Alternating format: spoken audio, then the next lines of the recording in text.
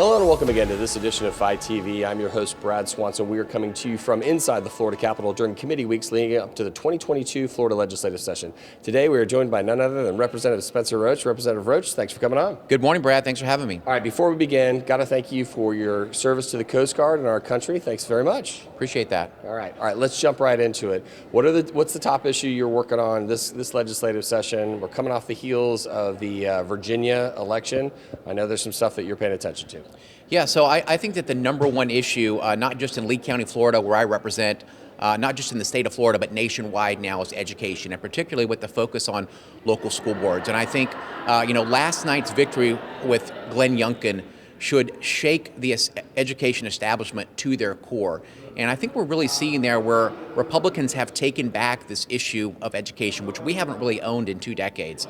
So I think last night was a bellwether for what's going to be an historic revolution at the ballot box in 2022 on local school boards. So, and I say this publicly all the time, voting for president is important.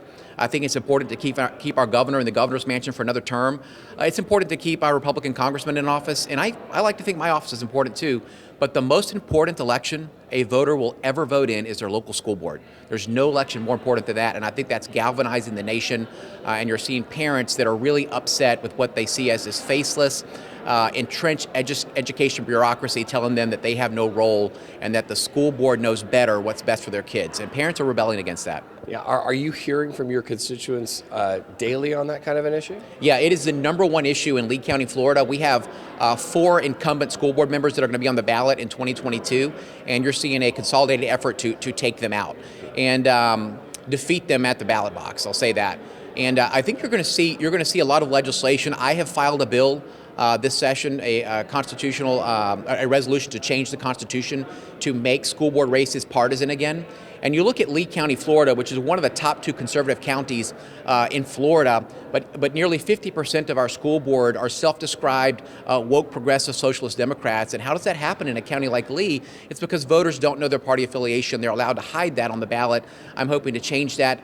Another member of my delegation has filed a bill to make our superintendent position an elected rather than an appointed position so that they're accountable to the citizens and the taxpayers that they represent. And I think you'll also see a school board term limits bill come back this session too, and I think there's real momentum there to get that across the finish line this time. So dramatically substantive changes to what it's going to be like to run for your local school board and frankly, how long you can serve. So how are your prospects looking? Are the bills filed? Do you have bill numbers? Where do we stand? Yeah, the bills are filed. We have a companion bill in the Senate, and I've met with the appropriate chairman. I hope to get that bill moving and start that discussion. Yeah, so off to the races as usual for Representative Roach. Yeah, off to the races. And look, we've got a lot going on here in the great state of Florida. I mean, I'm sure you're aware that we have a special session coming up in just a couple of weeks before Thanksgiving to deal with this issue of a vaccine requirements for employers, and that's going to be a very tricky needle to thread here in the Sunshine State. We've paid very close attention to what happened in Texas. I'm sure the governor looked at that, where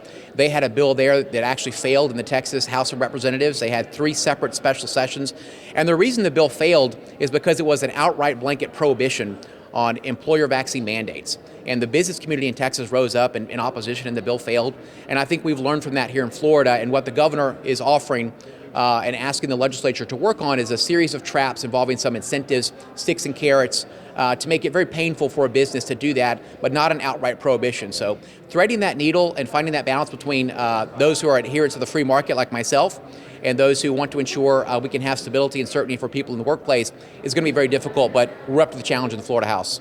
Big issues, as always, during the legislative session, and specifically a special session. So good luck to you. And we know it's going to be a lot of hard work, but we look forward to having you on again on FiTV. Thank you, Brad. If I could just make one closing line, I would say, the popular adage in the United States used to be, so goes California, so goes the nation. And that's not true anymore. Florida leads. Keep your eye on Florida. We are the future of the United States of America. So let's make America Florida. Thank you, Spencer Roach, for coming on. Appreciate it, Representative. All right. Thanks. Brad. That's all the time we have for this episode of FiTV. Make sure you hit us up on our social media feed for more interviews like this one. And for now, thanks for tuning in.